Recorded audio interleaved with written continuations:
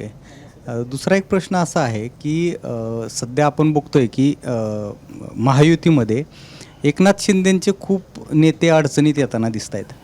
तर भविष्यात असं तुम्ही सिनियर लीडर आहात म्हणून हा प्रश्न आहे, तुम्हाला भविष्यात असं वाटते का की एकनाथ शिंदेंची शिवसेना सुद्धा फुटू शकते?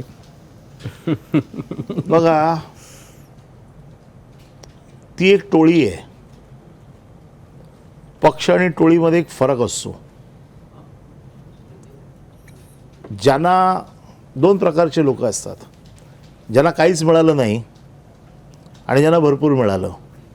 ज्यांना काहीच मिळालं नाही ते भरपूर मिळवण्यासाठी गेलं आणि ज्यांना भरपूर मिळालं ते वाचवण्यासाठी गेले. अशा लोकांचं झालेली एक टोळी आहे ती. आणि त्यामुळे त्यांचा जोपर्यंत मतलब आहे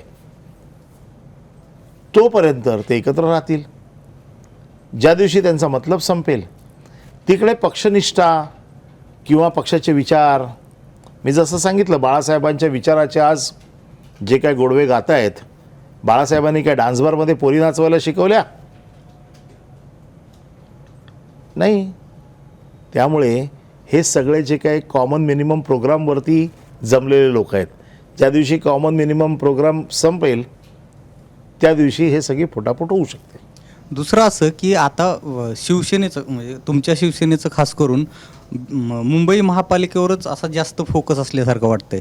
मात्र दुसरीकडं राज्यातल्या सगळ्या महापालिका आहेत, झेडपी आहेत, नगरपालिका, नगरपंचायत, हे सगळे इलेक्शन्स आता तोंडावरती आहेत. कुठल्याही क्षणी जाहीर होऊ शकतात. याच्यासाठी काय तुमची तयारी चालू आहे? बघा, ग्रामीणमध्ये जिथे शिवसेना आहे, जेव्हा शिवसेना होती, जिथे शिवसेनेच्या महापालिकेमध्ये सत्ता होत्या, त्याच्यावरती तर आमचं काम चालूच आहे. परंतु मुंबई महानगरपालिका तुम्हाला माहिती आहे की देशातली सगळ्यात महत्त्वाची महानगरपालिका आहे, जिचं बजेट काही राज्यांपेक्षा मोठं आहे. आणि ह्या म्हणजे मुंबई हे केंद्रबिंदू आहे देशाचा, आणि तो 25 वर्ष शिवसेनेने स्वतःकडे ठेवलेला आहे. साहजिक आहे, 25 वर्ष लोकांनी आमच्यावरती प्रेम केलेलं आहे, लोकांनी आमच्या हातात सत्ता दिलेली आहे. त्या लोकांच्या आमच्याकडनं आजही अपेक्षा आहेत. त्यामुळे मुंबई महानगरपालिकेवरती जास्त मेहनत करणं हे आम्हा मुंबईकरांचं काम आहे, मुंबईतल्या कार्यकर्त्यांचं काम आहे. आणि ग्रामीण भागामध्ये जे काही आजही निवडणुका लढायच्या आहेत त्या पद्धतीने तिकडचे कार्यकर्ते करतातच आहेत काम.